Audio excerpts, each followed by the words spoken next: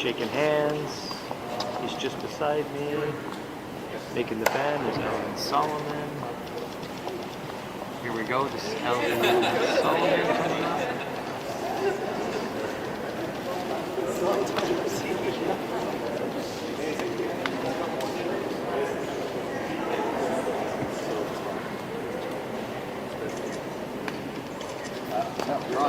Yeah, we're ready. Okay.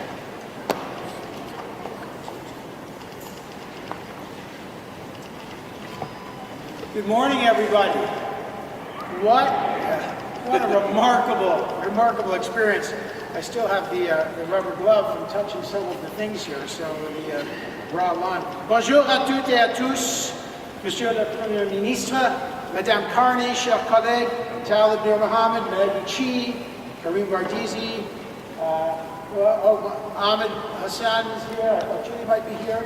All the doctors, thank you, all the health practitioners. C'est un grand plaisir d'être ici avec vous aujourd'hui pour le lancement de l'IA pour tous, la nouvelle stratégie nationale du Canada en matière d'intelligence artificielle. And there can be no more fitting place to launch a national strategy called AI for All than right here at the great Toronto General Hospital at the University Health Network, one of the great innovation health centers in the world.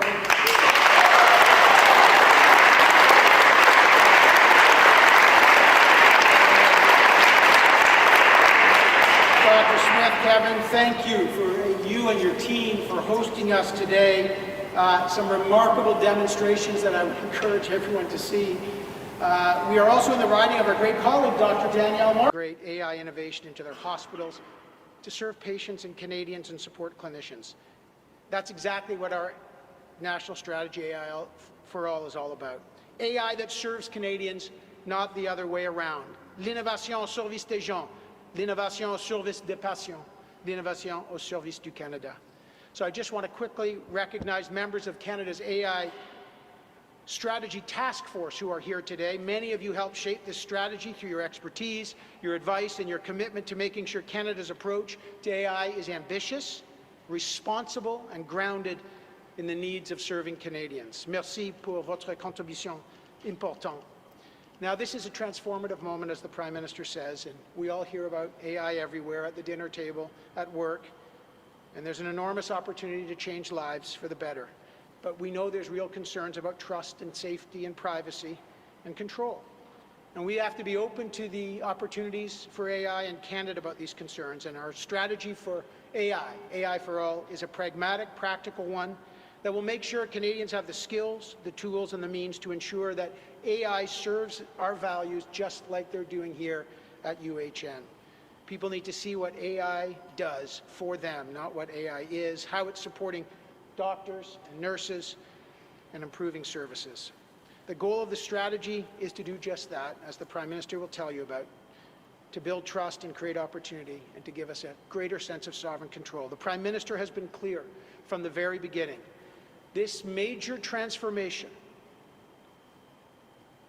must be seized, and Canada's approach must be built on Canadian values, built on Canadian strength, and built to serve all Canadians.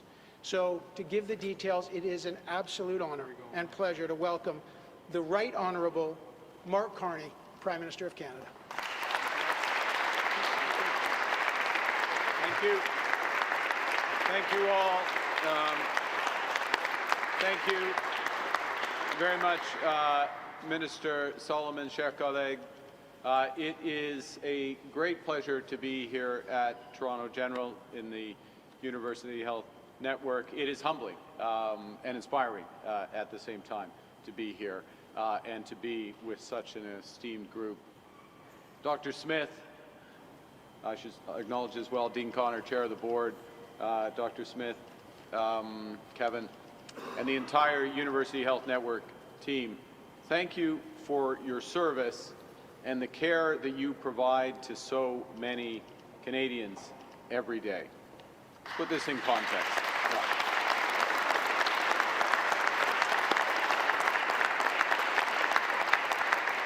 And for those of us who had the privilege of going around the exhibits, it's not just the service, but it's the innovation.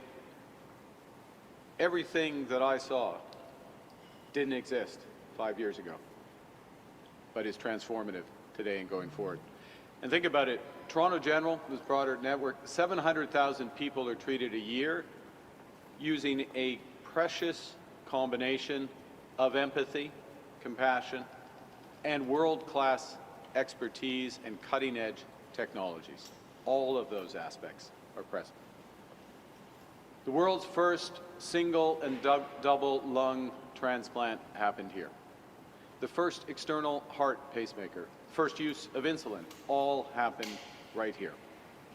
That's what's possible when good people harness new technologies and deploy them with the right purpose. And that's what we must do today on a much broader scale, but at the same human level. Because artificial intelligence, the defining technology of our era, is here.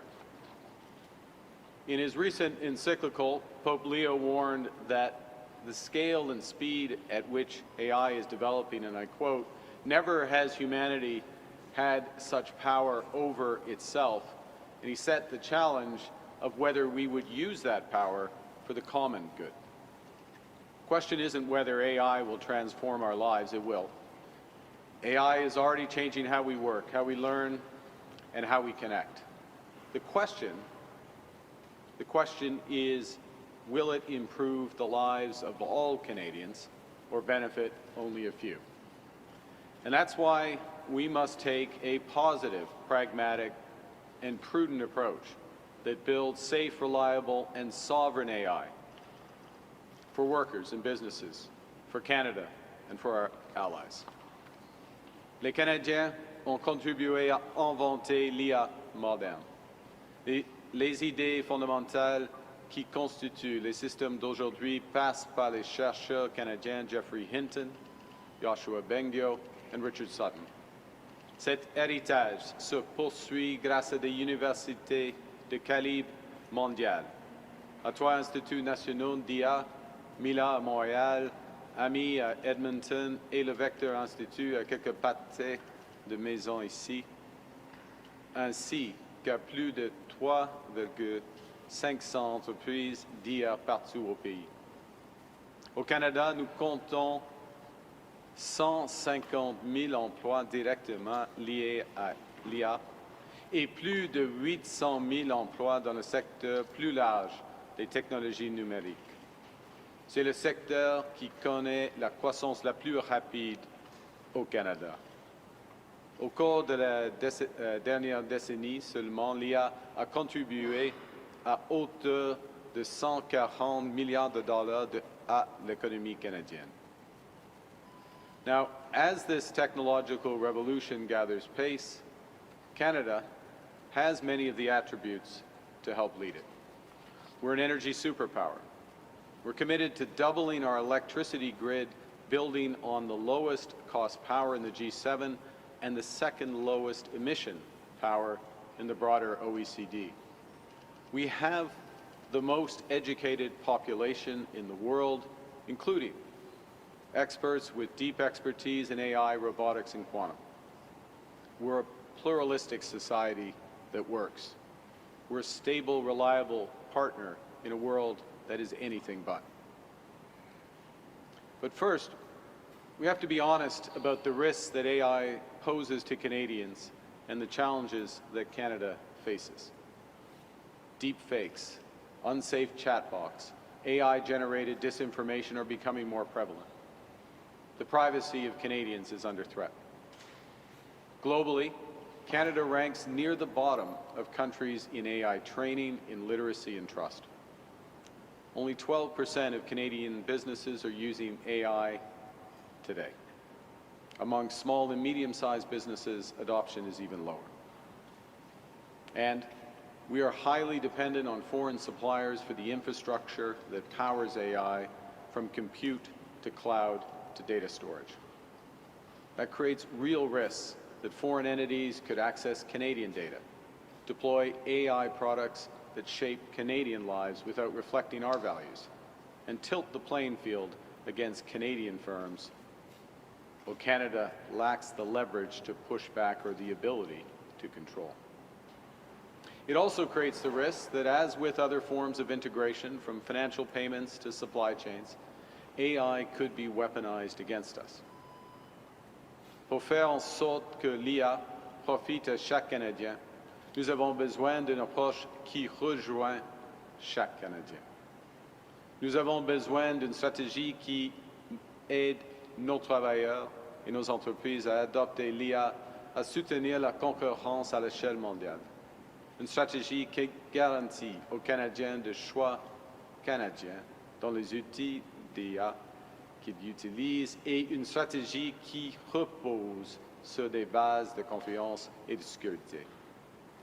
We need a strategy that not only addresses these challenges, but also builds on ways in which Canadian businesses are using AI. I'll give some examples. In Halifax, Dr. Robert Chen and his team at Cardio Diagnostic are using AI to screen heart murmurs in infants, leading to lower unnecessary referrals and shorter wait times. In Saskatoon, the Canadian company Croptomistic is using AI to transform soil mapping so there's less fertilizer that's used. In Peterborough, AI-powered traffic lights are reducing congestion, 40% fewer vehicle delays, 20% fewer emissions. Prosperity and sovereignty in the age of AI belong to those nations that can build, adopt, and govern AI on their own terms. Nations that encourage the deployment of AI to make the lives of their citizens better.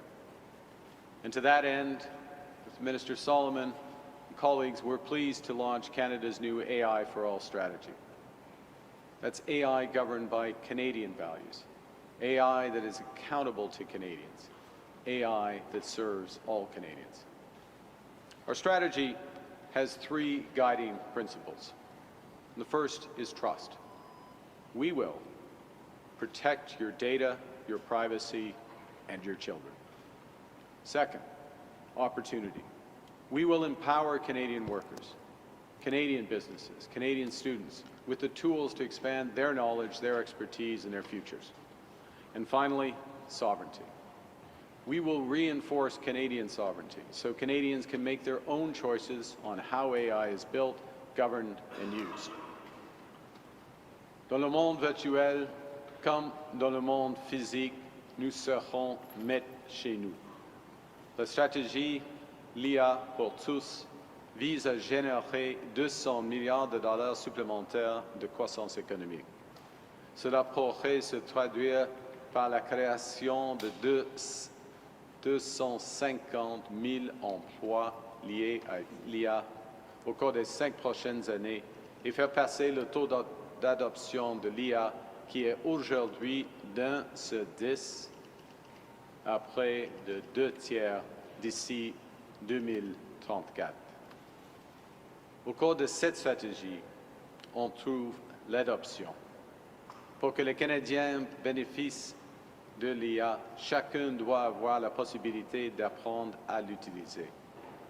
Et pour l'utiliser, l'IA, les Canadiens doivent pouvoir lui faire confiance. Avoir confiance que nos enfants seront protégés, que nos concitoyens seront respectés, que notre culture et nos langues seront non seulement préservées, mais renforcées, et que notre démocratie sera préservée elle-même. Canadians need to be able to develop the trust that AI will be governed in ways that reflect our values, to trust that they will share in its benefits. And for AI to benefit Canadians, it needs to create new opportunities for us and to be anchored in infrastructure that Canadians can control. Under our strategy, the government will introduce new legislation, regulations and standards to protect your data, your privacy, your children.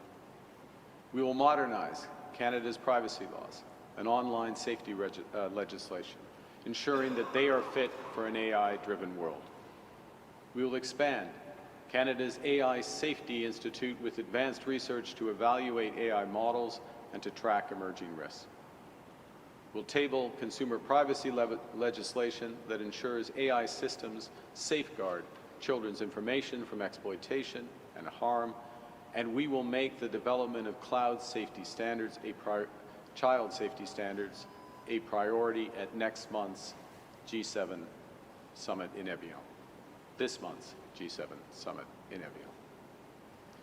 We will also enshrine Canadians' fundamental right to privacy, including by creating protections against harmful practices such as deepfakes and surveillance pricing, so that technology doesn't outpace our ability to safeguard against technology ourselves. Second thing we will do, most exciting, and we see examples in this great research network, we will empower all Canadians with new opportunities to participate in and benefit from AI. So we're launching a national AI literacy initiative, offering training to all Canadians across the country in classrooms, workplaces, libraries, community centers. With free and trustworthy AI learning kits, including courses and modules, Canadians will better understand AI, be able to use it safely and confidently, and put it to work in their own lives. The approach will also help identify biases and misinformation and give Canadians the AI tools to learn and to help with their careers. As we adopt AI more broadly, there will be significant demands for Canadian workers who have the knowledge and the know-how to use this technology effectively. So a farmer who needs a manager with AI expertise to oversee exactly how much to plant, to water, to fertilize. The factory owner who needs an AI specialist to streamline machine data so the floor runs smoother and faster. To ensure that Canada is ready to meet that demand and to train up the next generation, we'll create over 90,000 AI-related job opportunities for young Canadians, including through the Student Work Placement Program, Canada's Summer Jobs, MyTax, and Skills for Success programs. We'll invest in training and upskilling for workers at every stage of their careers, from students to mid-career professionals to frontline workers. And we will ensure that every post-secondary student has access to trusted AI agents, whether they're in art schools, or computer science labs, whether they're training to be electricians or carpenters, in order that our next generation has world-class, reliable tools on which to build and learn. We're going to use the Business Development Bank's LIFT program to help Canadian SMEs access financing to adopt AI tools in their operations. We're providing $500 million through the Regional AI Initiative to expand AI adoption, commercialization, and readiness across the country. And we'll expand affordable sovereign compute for Canadian small and medium-sized enterprises with an additional $700 million in the Compute Access Fund. So Canadian AI adoption will be prudent, pragmatic, and pro-worker.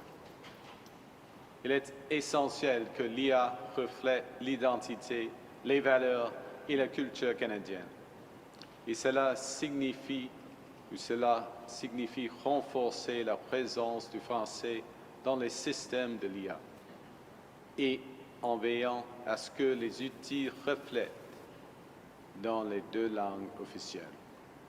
Cela signifie de soutenir les initiatives sur l'IA dirigées par des autochtones, de protéger les langues et les connaissances autochtones et de permettre aux autochtones de déterminer la manière dont l'IA sera développée et utilisée.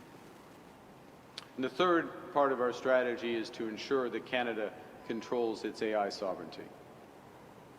Just in our defense industrial strategy, we will follow a build, partner, buy framework. So first, we will build in Canada and direct procurements for sovereign capabilities towards Canadian firms first. Where we can't build, we'll partner with like-minded allies to attract investment and to integrate supply chains. And only after exhausting these options will we buy from abroad. So starting with focusing on building in Canada, it's observed that Canada is one of only 4 countries in the world with a large language model. That means, amongst other things, that the data that Canadians share through their businesses and public services can be processed and governed within Canada under Canadian laws and standards.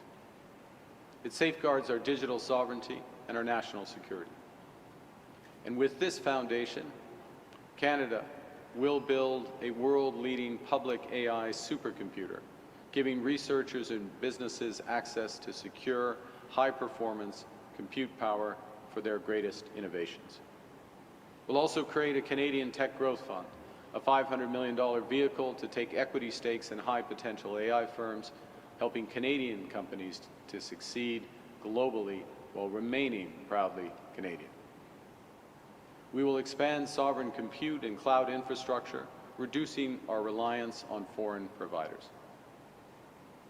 Now, today, let's be clear, most of our data that's used in AI goes across our border or is governed by privacy regimes of other countries. And that's why, one of the reasons why we will back Canadian AI talent with nearly $350 million to expand our AI institutes in Montreal, here in Toronto, and Edmonton, to increase AI research, and to recruit the best talent from engineering and mathematics to health and agriculture. Now, as in the physical world, it's not just what we build, it's how we build. We'll build sustainably, linking new data center development with expanding clean energy and robust environmental standards. We'll build inclusively, in full partnership with Indigenous peoples. As I said, we'll support Indigenous-led AI research, leveraging programs from Canadian Heritage, the National Research Council, and industry partners like Mila. And we will build in solidarity with Canadian workers, unions, and post-secondary institutions. Where we can't build alone here in Canada, we'll partner with like-minded allies. In 1 year, Canada has secured 20 economic and security partners, 12 partnerships, 12 of which are in AI. One of those landmark initiatives is the Sovereign Technology Alliance, which will deepen our collaboration with trusted allies, starting with Germany, in order to share AI research, talent, investment, and infrastructure. We'll use our complementary strengths to build a dense web of partnerships from Europe, Asia, Australia, and the Middle East. Ce n'est qu'après avoir épuisé ces options que nous envisageons d'acheter à l'étranger. Et même dans ce cas, nous verrons à ce que les retombées maximales reviennent au Canada tout au long de la chaîne de valeur, notamment en tirant parti de la politique achetée canadienne pour soutenir l'essor des entreprises ici. The most crucial objective of our strategy is to ensure that AI works for Canadians. And that's why we're launching an AI missions program, which will take Canadian AI out of the lab and put it to work on real problems such as those we've just seen solved here at UHN. We will bring together companies, health systems, governments, community partners to move ambitious ideas into practical use faster. And our first mission, which is why we're here, is to deploy $200 million to improve healthcare with projects driven by the healthcare sector, but they could include reducing ER wait times, expanding access to primary care, reducing administrative burdens on physicians, caregivers, improving surgical methods. You know, nearly 3/4 of EU countries are already using AI-assisted diagnostics to support medical imaging and to detect disease. Et nous mettons au profit une technologie transformatrice pour améliorer la vie des Canadiens. Nous élargissons Vital, une plateforme canadienne de données de santé qui utilise l'IA pour relier des centaines de milliers de points de données hospitaliers, de l'imagerie aux dossiers médicaux et aux signes vitaux aux patients, afin de favoriser des percées dans la manière dont nous prédisons, prévenons et traitons les maladies. Et bientôt, nous nous tournerons vers des projets similaires dans les domaines de l'énergie, de l'agriculture et du transport. So let me close by recognizing, as Minister Solomon did, that too often AI is talked about, including by those who are developing it and building the infrastructure to support it, as if AI were the end in itself. Too seldom is it connected to people and for people. Our strategy, inspired by UHN, our strategy AI for All, is designed to put Canadians back in control, to build trust, to seize opportunities, and above all, to harness AI to improve lives and indeed to save them. Operating rooms just down the hall, surgeons are using AI-assisted imaging to identify arterial structures during complex procedures, gallbladders, arterial structures, lungs, beyond. You know, in one of the world's most demanding jobs, with the most highly trained, skilled specialists, AI is making them even better, even more precise, even more confident, all because of a tool that did not exist 5 years ago. With our new strategy, that's how we will help shape how we use AI, to ensure that in Canada, AI works for all Canadians all of the time. To build a Canada that's not just strong, not just intelligent, but good. And with that, I look forward to your questions. Thank you very much.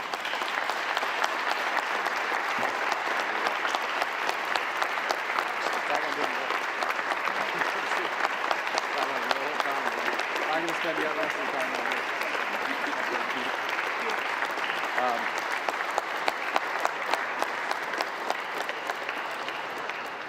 Thank you, Mr. Prime Minister and Mr. Solomon. We'll start with questions. On va commencer avec des questions. Good morning, Prime Minister. Barbara with Politics. My question is about Billy Bishop's airport.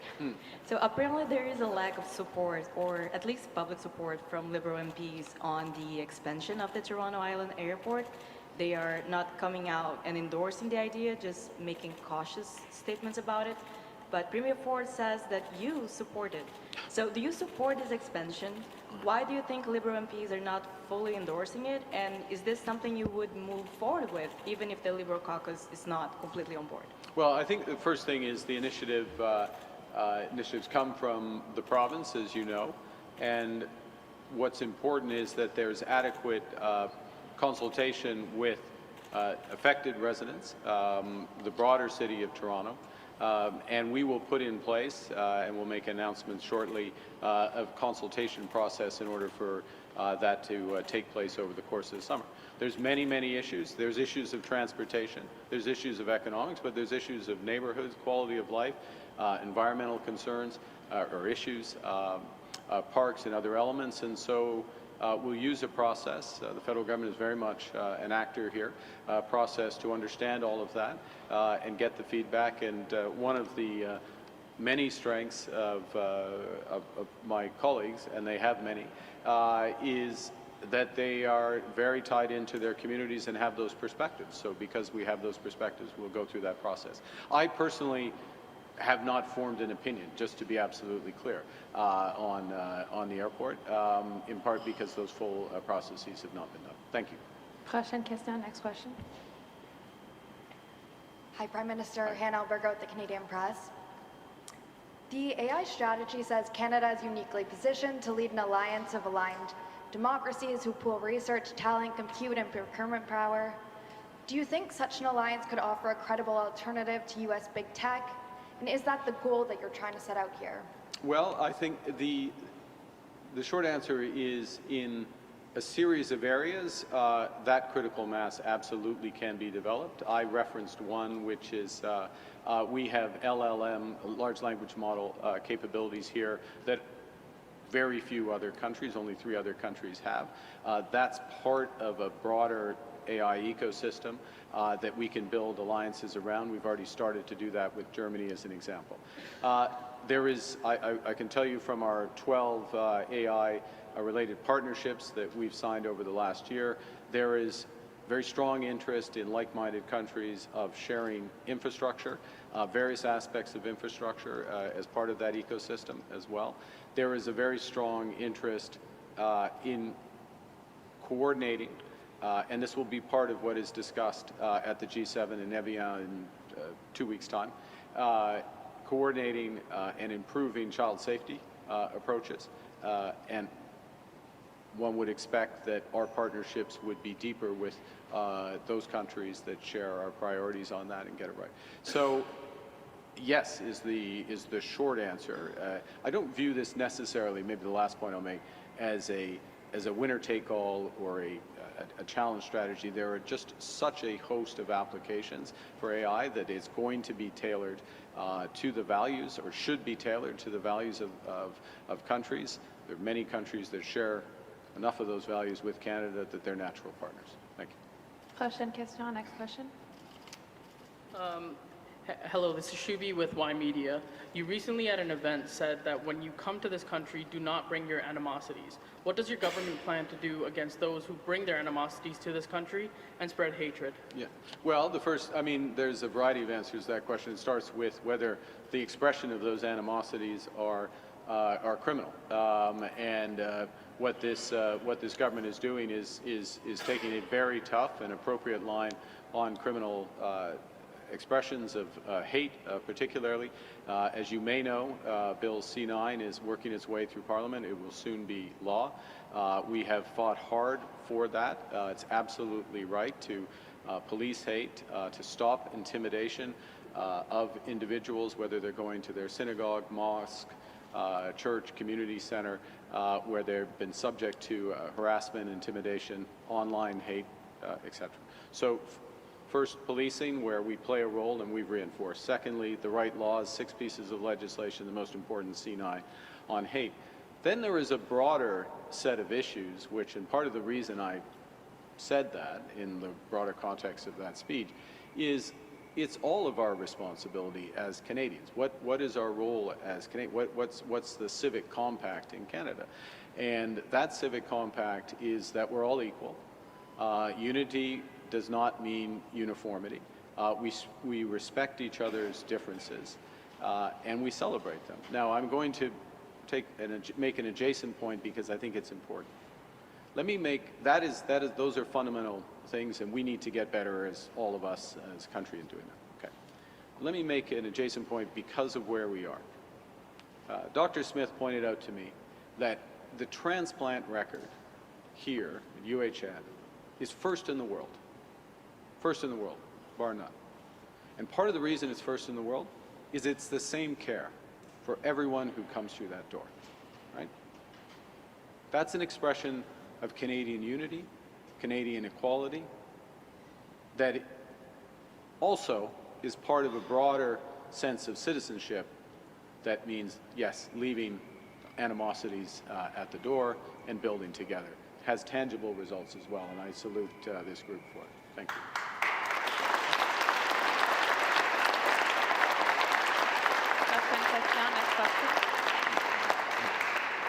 Bonjour, M. Carney, Bonjour, Marion Bérubé de Radio-Canada.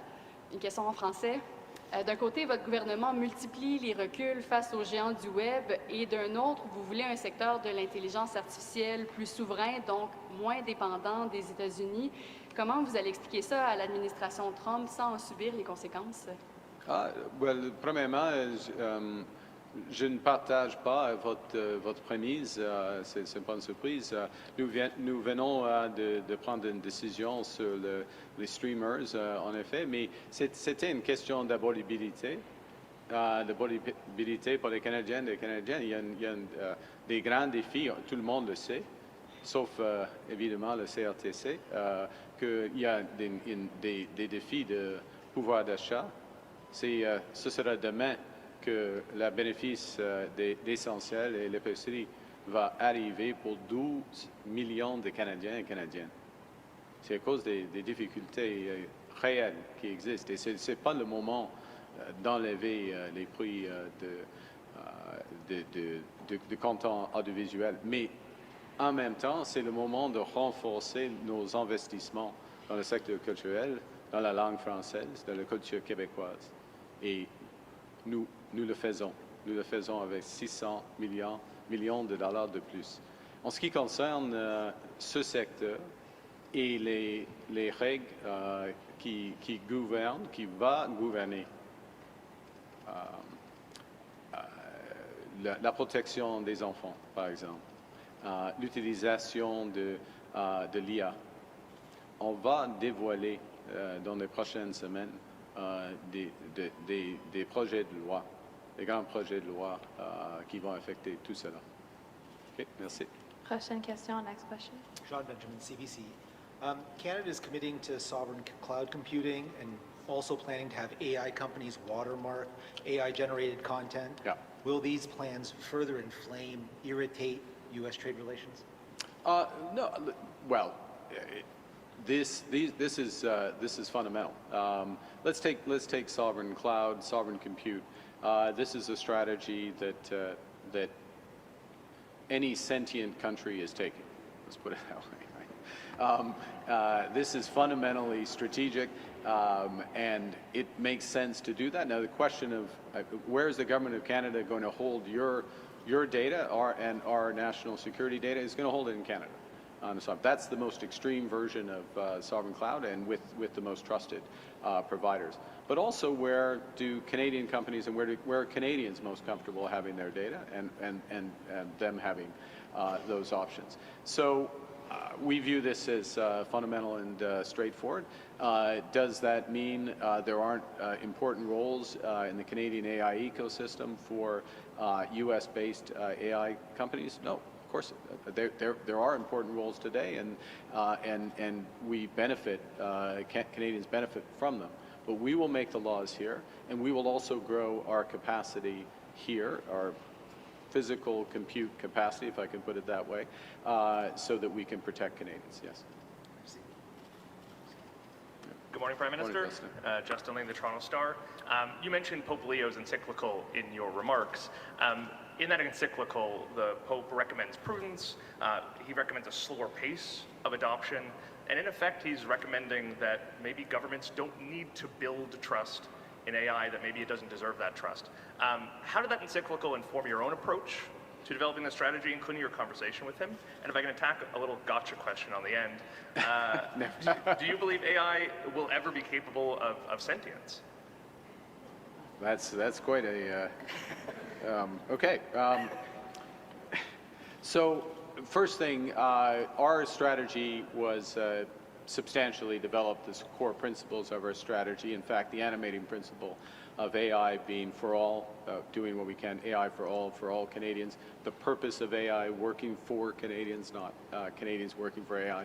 Those have been there from the first conversations and the first development. So what I found with the encyclical, not that there weren't it was a richer and a better expression of many of those principles, but there was a congruence, it was a complementarity, and the same in the conversation. So again, you know, I mean, to use the language of it is Tower of Babel, in other words, about the technology, or Jerusalem, about the human, about the people. Okay, we're anchored in that, and if you start with that as your animating principle, which we did, for all, both words being important, for all and all, that leads to a series of decisions and priorities, and that's the product. The strategy is not the last word, of course, but is the product of that thinking. So I hope that answers the pre-gotcha part of your question. Do I think we're going to get to singularity is effectively? Those who know a lot more than me do think that is the case. I don't know enough to fully answer that. Certainly, what I do feel is very strongly, our government feels, is that we want to, and we will, ensure that our data privacy and children are protected, number one. Number two, that we will ensure our sovereignty is reinforced. And we will do everything we can to make sure that AI is working for people as opposed to replacing or working across purposes. Thank you. En français, quel aspect? Le dernier, oui, c'est la possibilité de la singularité. C'est, oui, selon des experts, par exemple, M. Hassabis, le lauréat de Nobel, il pense que oui, ça va arriver peut-être dans une décennie. Je ne sais pas. Je ne suis pas expert dans l'IA, mais ce qui est fondamental, on doit prendre des mesures et le gouvernement prendre des mesures afin de protéger nos enfants, nos données et notre privacy, en effet, et puis de renforcer notre souveraineté dans le domaine de l'IA. Sure. Murad Hamadi, The Logic. Prime Minister, you talked about leverage in your speech. Even with your procurement and support for Canadian-owned AI infrastructure, the strategy acknowledges that much of Canada's compute will come from US hyperscalers into the foreseeable future. And Canada itself isn't a huge compute market, at least compared to the US. So what leverage does Canada have if the US decides to violate our digital sovereignty? What do you mean by the last part of your question? If the whole point of this is that if our data and our AI is not within Canadian control, then that's a problem. Well, let me put it this way. There's multiple points of leverage, and look, we don't view this as an adversarial. This is not an adversarial conversation. And let me give you an example of that. A tangible example that's going on right now with the development, as you'd be aware, of Mythos, latest stage Anthropic. The equivalent for OpenAI is 5.5, which creates real risk for many entities, financial institutions, others, in terms of cyber and ability effectively to hack systems. The U.S. has rolled, both of those are available to the Canadian government in real time, and they are available becoming available to core institutions so we can protect ourselves.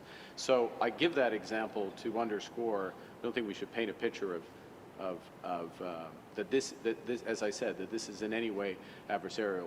We're very much working together as a very complementary, reinforcing. That said, there are certain elements where, for national security, for Canadians' preferences, and for sovereignty, and I'm going to use sovereignty with respect to specific companies and others, priority aspect, where the desire will be to have compute infrastructure, model train in Canada. And we will create that ability. Now, what leverage do we have, what ability we have? This is where it goes everywhere from the energy infrastructure to the expertise to a real expertise that's resident in some of our big companies. Cohere would be an example, where the ability to train, where they are more asset light in their ability to develop their models and their training, and they are more enterprise focused and sovereign focused. That's, call it leverage, or that's an advantage that we have. It's one of the reasons we have some of the partnerships more broadly. So we'll use those aspects to our advantage. And maybe I'll just underscore one other thing, which of course I've got a slight recency bias here, but having touched the lung and know that the main purpose of the lung, just beyond that curtain, is to generate synthetic data, or rather real data for a synthetic lung that then is used to train for better applications. It shows you, again, it reminds that in a number of these applications, I'll see a bunch over there at Vector, where you don't, away from the LLM world, of which there are only a handful, large language model world, yes, you need data, but you don't need all the data in the world. You don't need all of that scale. And many of the applications that are created there, first and foremost, they directly improve the lives of Canadians, having transplants here, but they're an advantage for Canada internationally. We could call it leverage. I don't want to apply that term more broadly than I did in the speech. Thank you. Next question. Hello, Nathaniel Dove, Global News. Prime Minister, your government recently announced extensions on steel quotas for non-CUSMA countries, as well as a review of the CRTC decision to force streamers to pay more to the CanCon fund. both these issues have been irritants to the Americans. Were these concessions to the U.S. to get trade talks going? Where do those stand? Well, first on streamers, I'll reinforce the point I made in French, which is that this is a question first and foremost on affordability. This is not the time to raise costs for Canadians. We're literally tomorrow providing support on groceries and essentials for 12 million Canadians, up to $533 for a family of 4, and having streaming costs go up in the face of that. It is the time to reinforce Canadian cultural industries, and so the $600 million additional dollars, which I would add is on top of the $750 million for various cultural industries we put in place in the last budget, does that. It more than makes whole the sector on this. So we're balancing. It's the time to get a balance in around that. You know, the CRTC, obviously we disagree with we take issue with the impact of the decision. I will just remind that last summer we were very supportive of the decision of the CRTC for broadband reselling across Canada, not least because that improved competition and lowered costs for Canadians, something that's actually being seen. So there's a consistent approach around affordability, and I'm going to build this up and then answer your final bit of your question. We are transforming this economy. We're in the process of transforming this economy, major projects, affordable housing, series of measures, AI for all. That transformation takes some time. It's the right thing to do. It takes some time. During that period of time, we're laser focused on affordability for Canadians, providing a boost and a bridge. And so when we see things that are moving in the other direction, we can't solve them all. We can't solve global energy prices, but we can provide support, and where we can provide support, we will provide support. And with very quickly, on U.S. negotiations, the minister was down this week, our chief negotiator down this week, made some progress, but lots more to do.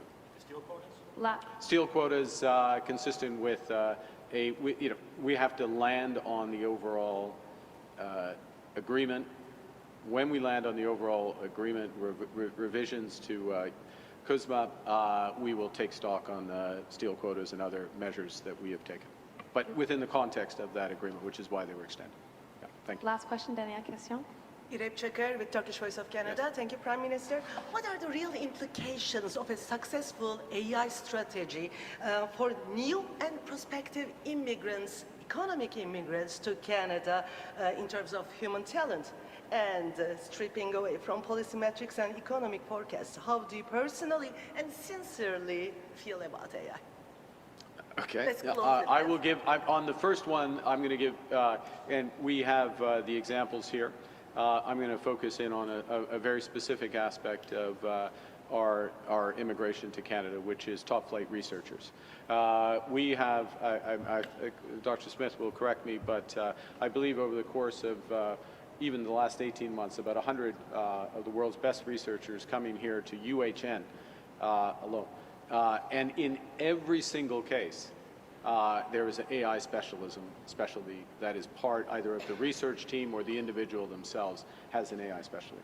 And so, and the impact of that, so it's fundamental to that component.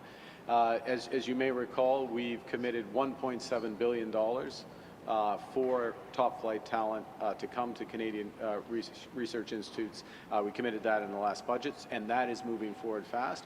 I will see University of Toronto President Melanie Wooden shortly. I suspect she's going to update me on how quickly they've used up their quota, and we will be thinking about what more we can do in order to develop there. So sincerely, what do I think about AI? Look, I use AI as many do. It's very powerful in many respects. I use a very small fraction, obviously, of its capability. I have felt for well over a decade that the biggest issue, there are issues of trust. I won't repeat them, so just refer back to my earlier remarks. They're fundamental. But then the core issue is engagement and adoption.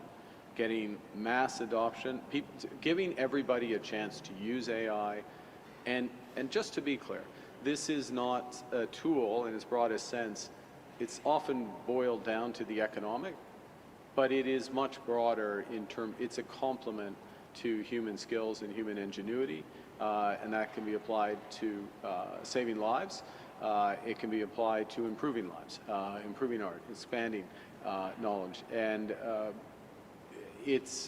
I'll finish with this, which I'll just observe that if you recall the famous demonstration of AI, one of the breakthrough was the use in the game of Go. 10 years ago. It was probably 10 years ago now, maybe even a bit more. And what happened in that case, and there are more positions on a Go board than atoms in a universe, which tells you something. And the AI, DeepMind application won against the champion, but it won with a strategy that was totally different than the champions and the leaders have been using. And instead of destroying the fun of Go, they opened up a whole new area on the board effectively to play, if I could make that analogy. So it went from a local maximum to opened up a new global maximum. So when I see that, examples like that, it shows the ability to do things that we didn't think was possible, combined with the human element. And what we need to do is to continue to make that possible for all Canadians. I'm just going to underscore one thing. All Canadians access to literacy training, every post-secondary student, apprenticeship, art school, Waterloo, UQAM, access to an AI agent to help build that application. Thank you very much. Merci beaucoup. Thank you.